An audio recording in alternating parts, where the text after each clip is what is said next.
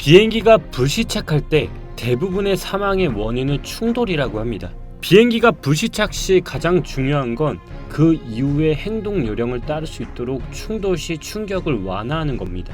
그렇다면 비트코인의 충격을 완화하기 위한 우리의 방법은 무엇일까요? 제가 알려드리겠습니다. 시작합니다. 네, 안녕하세요. 코인드라이버 이진환입니다.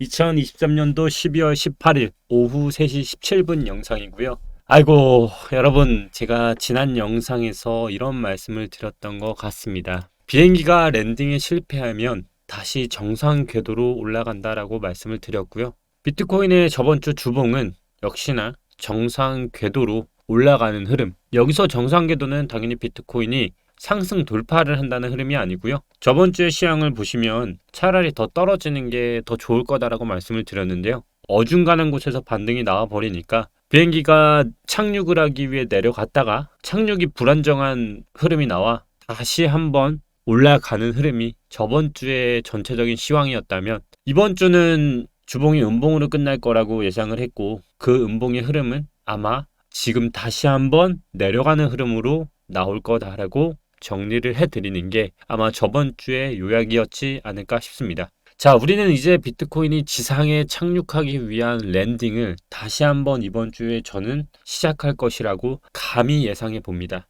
비트코인은 연속 8주 동안 양봉을 내다가 9주 만에 처음 음봉을 전환하였습니다. 이러한 흐름은 정말 역사적으로도 계속 반복이 되었다라고 말씀을 드렸고요. 이러한 흐름이 역사상 단 7번만 달성한 기록이라고 말씀을 드렸습니다. 아마 비트코인이 44K 이상 마감을 했었다면 역사적으로 3번밖에 기록한 적이 없는 9연속 상승 기록이 나올 수 있었는데요.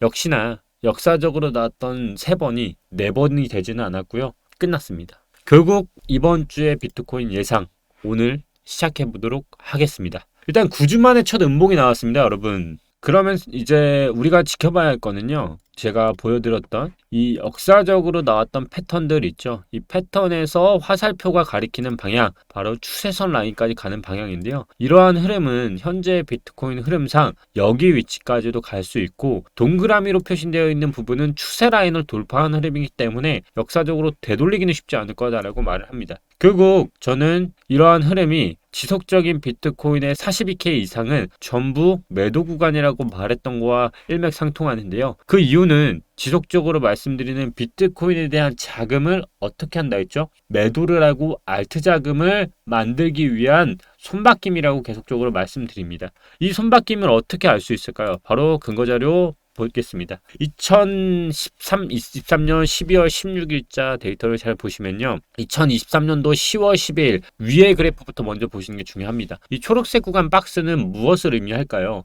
바로 고래들의 매집 데이터입니다. 초록색 데이터와 현재 12월 16일 기준으로 손바뀜이 계속 일어나는 걸 알 수 있습니다. 결국 10월 11일에 매수 매도를 했던 고래들이 2023년도 12월 16일 지속적으로 매매를 하고 있다는 걸 볼 수 있고요. 비트코인에 대한 매도 물량이 지속적으로 증가하고 있다라고 말씀을 드립니다. 이러한 것들은 우리가 과거 데이터상으로도 계속 알 수 있다라고 말씀을 드렸죠. 바로 비트코인의 손바뀜이 나왔던 데이터들, 바로 2017년도 불장이었습니다. 이때 불장을 잘 봐라. 이때 불장은 결국 다 손바뀜이 일어났다. 바로 여기서 세력들이 다 털고 나갔습니다. 저는 현재 구간이 어디냐고 물어보면 여기일 수도 있지만 결국 저는 지금 구간은 최소한 이 구간 안에서 손바뀜이 일어나는 비트의 매도 구간이라고 생각을 합니다. 그 근거로서 제가 계속 제시해드리는 10년 매도 라인, 이 10년 매도 라인 자체가 어떻게 됐죠?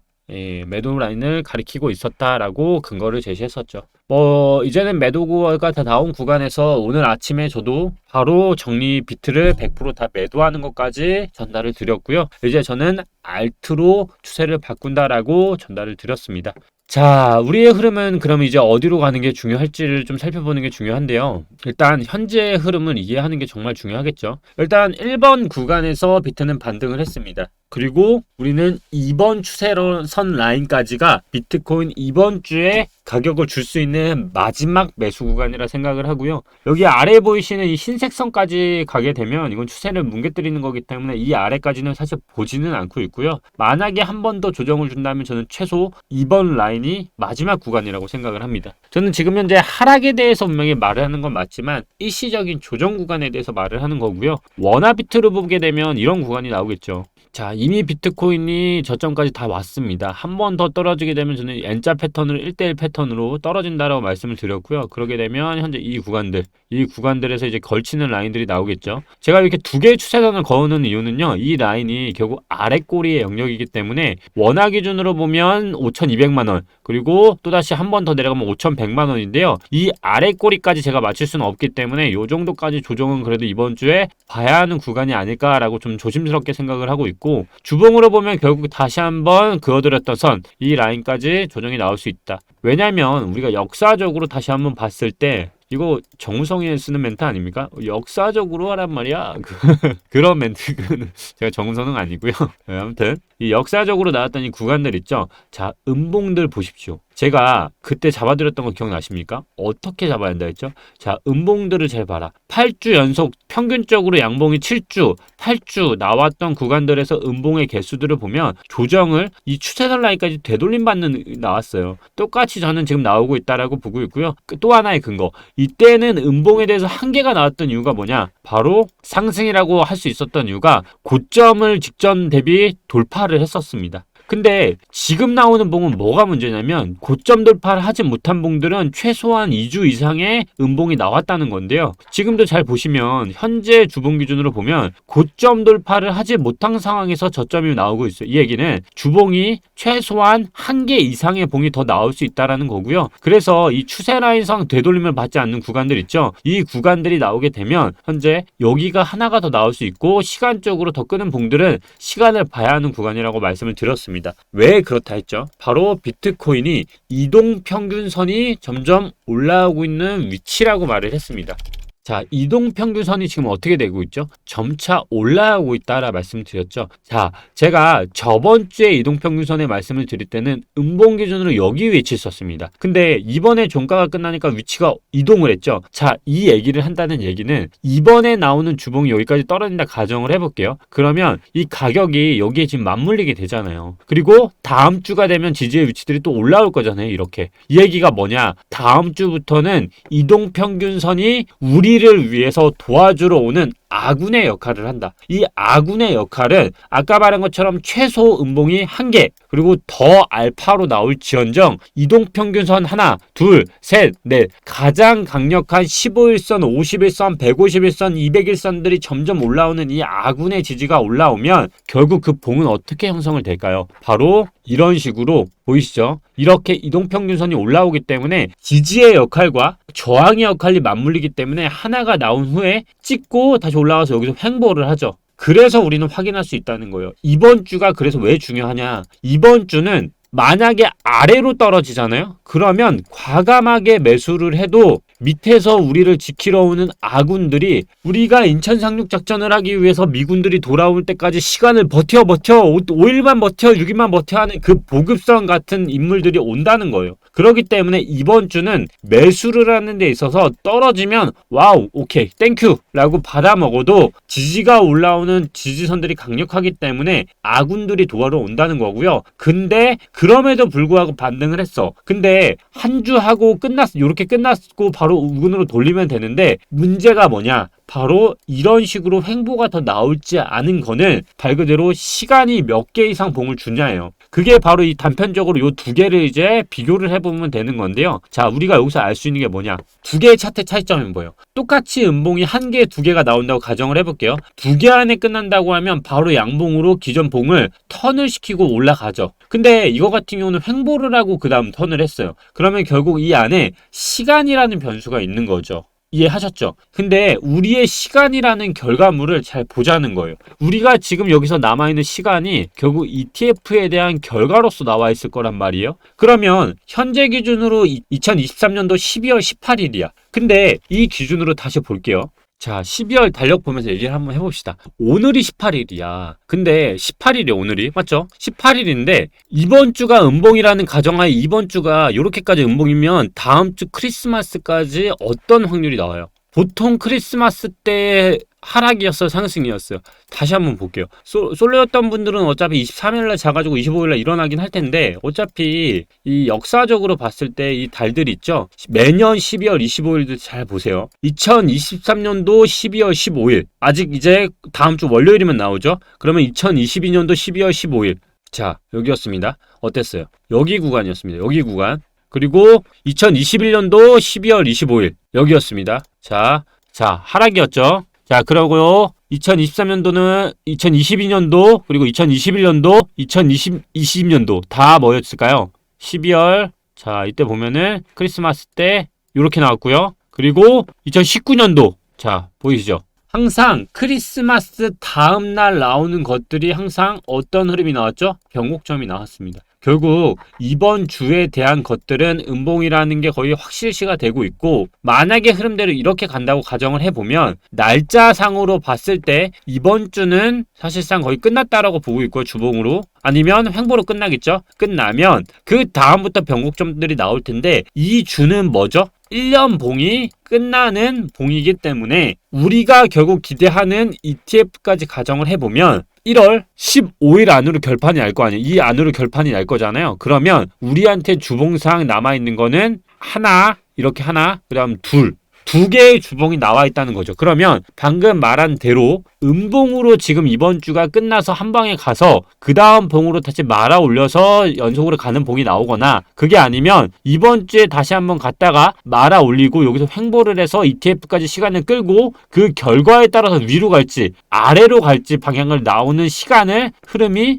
예측이 가능하다는 거예요. 거의 이럴 수밖에 없잖아요, 사실. 근데 재미난 기사가 나왔어요. 제가 ETF는 우리한테 어떤 흐름이 나올 거라 했죠? 오늘 이 기사를 한번 같이 읽어보면서 대화를 나누는 게 저는 더 중요할 거라 생각해요. 오늘 조선비즈에서 비트코인 잔치 끝났다. 잇따른 비관론 속 규제 강화도 예고. 자, JP모건은 비트코인 현물에 대한 ETF 기대감이 지나치다. 내년 SEC 승인 후 매도는 급증할 거고 조정을 전망한다. 제가 뭐라 했어요? ETF 기대감이 있는 거는 12월에 떨어져도 사도 어차피 보름 내내 오르는 거에 대해서는 크게 문제 없다. 근데 1월 이후에 대해서는 흔들리기 때문에 호재 이후에 대해서는 매도를 치라했잖아요. 같은 의견이 지금부터 나오기 시작한 거예요. 그러니까 저는 근거 있는 기사들이 이제서야 나온다는 거예요. 결국 비트코인에 대한 현물 ETF 기대감은 지금 호재 전까지만 무조건 이용을 하고, 이후는 시장이 지금 위로 갈지 아래로 갈지 아무도 모르는 상황에서 중요한 거는 그 매물이 나온다는 거예요. 보면은 오히려 승인이 되면 매도 물량이 급증해 가격이 하락할 수 있다라고 경고했다. 결국 어떻게 해서든 지금은 이 유지하기 위해서 끌어올릴 거라고 저는 생각을 하는데, 그 이후의 흐름에 대해서는 저는 좋게 생각을 안 하고 있기 때문에 지금의 흐름으로 봤을 때 시간은 이 정도 테두리 안에서 움직일 거라 생각을 하고요. 하지만 알트코인들의 흐름이 심상치 않다라는 거예요. 제가 계속 말하는 게 알트코인들의 흐름이 그게 아니다라고 말을 하잖아요. 지금 계속적으로 말하는 이유가 알트코인이 조정을 받는 것처럼 비트코인 때문에 모이곤 있지만, 사실 잘 보면요, 똑같아요. 시간을 예상해서 보면 이 흐름은 하락을 하기 위한 흐름이 아니라 상승 후에 나오는 조정 구간에서 저는 지금 머물러 있다라고 계속적으로 생각을 하는 거고, 대신에 이제 무조건 오른다라는 걸 볼 수가 없기 때문에 왜 그렇게 생각을 하냐면, 일단 돌파의 흐름이 심상치 않다는 거예요. 이 돌파 흐름은 비트코인이 처음에 돌파했던 그 흐름 있죠. 시간을 굉장히 끌고 흘렀을 때도요, 이 돌파를 하고 나왔던 이 흐름이 저는 똑같이 지금 나올 수 있는데 구간상으로 지금 조정이 일어날 뿐이라고 생각을 하고 있거든요. 이 흐름이 결국 1대1 패턴이랑 똑같아요. 1대1 패턴으로 우리가 비트코인을 처음 봤을 때도 이 흐름 있죠. 이때의 흐름을 잘 보세요. 1대1 흐름을 할 때 상승했던 이 분이 다 반납을 하고 쌍바닥 찍고 다시 한번 올라갔을 때 어땠어요? 바로 헤드엔으로 다시 패턴을 만들었어요. 결국 알트들의 저는 지금 흐름이 뭐냐 물어보면 지금 똑같다는 거예요. 이 흐름이 똑같이 내려와서 다시 올라갈 수 있는 흐름이 만들어지고 있는 게 지금 알트코인 흐름이라 생각을 하고 있고요. 결국 내려오는 흐름에 대해서는 지금 상승 돌파가 나온 시점인데도 불구하고 조정을 받는 거는 알트코인들이 비트코인으로 빠져나가는 자금들이 흔들기 위한 세력 등의 농간이라 생각을 하고 있어요. 제가 오늘도 비트코인을 다 매도했는데 이더리움을 판매하지 않은 이유는 또 여기서 나와요. 뭐냐? 비트 매도 이더리움 팔지 않는 이유. 이게 뭐냐면요, 바로 오늘자 기술로 뭐가 나왔냐면 100만에서 1000만 이더리움 보유한 고래 주소들 지갑이요. 지난주에 2.3억 달러 이상의 이더리움을 매집했다는 데이터입니다. 2.3억 달러를 비트코인을 이렇게 팔고 있는데 그 자금은 이더리움을 사고 있어요. 결국 이게 무슨 말일까요? 이더리움이 항상 상승장에 그 다음 타자라고 했고요. 그 다음 타자로 알트들이 갔습니다. 그래서 제가 이더리움을 비중을 더 늘리면 늘렸지 안 파는 이유가 이런 이유인 거고요. 그래서 이더리움이 지금 사실 쉽지 않게 떨어지고 있어요. 제가 이더리움 그 매도 안 하고 계속 있으면서 뭘 했죠? 바로 이 구간 돌파. 중요하다 했죠. 이 구간 돌파했고 그 다음 지금 상승 돌파했고 지금 이 구간에서 조정받고 있는데 똑같이 만약에 이 조정이 추세선 안으로 들어오는 게 아니라고 하면 저는 다시 한번 상승을 할 가능성이 있다라고 보는 거예요. 그래서 다시 상승 채널 안에서 다시 패턴을 만들고 이 추세 라인을 유지하게 되면 다시 패널라인 차트가 만들어지면서 상승세의 경우로 갈 수 있다고 보는 거고, 그렇게 되면 이 돌파 구간이 여기로 나오는 거죠. 돌파 구간이 이렇게 지금 나오는 거죠. 이해하셨죠? 그래서 제가 계속 보는 이유가 이런 이유도 있는 거고, 전 비트코인에 대해서는 이제 먹을 만큼 먹었고, 비트코인을 평단을 거의 여기서 잡았잖아요. 그리고 여기서 이제 팔았고, 야, 됐다. 이제 알트코인 흐름을 나는 가져가겠다라는 흐름으로 좀 가져가고 있는 흐름으로 지금 가져가고 있다라고 생각하시면 될 것 같습니다. 그래서 오늘은 어차피 저번 주에 예고한 대로 비트코인 지금 흘러가고 있기 때문에 어차피 예측한에서 놀고 있고요. 근데 이제 여기서 질문을 마지막으로 이런 거 할 수 있어요. 진환이 형, 그러면 비트코인이 형 말대로 떨어지지 않고 올라가거나 아니면 지금 구간에서 횡보를 하면 어떻게 돼? 라고 물어볼 수 있잖아요. 당연히 그럴 수 있죠. 그러면 어떻게 하겠어요? 구독, 좋아요, 알림 설정 부탁드리고요. 수요일 영상에서 공개됩니다. 감사합니다. 오늘도 이진환 전문가였습니다.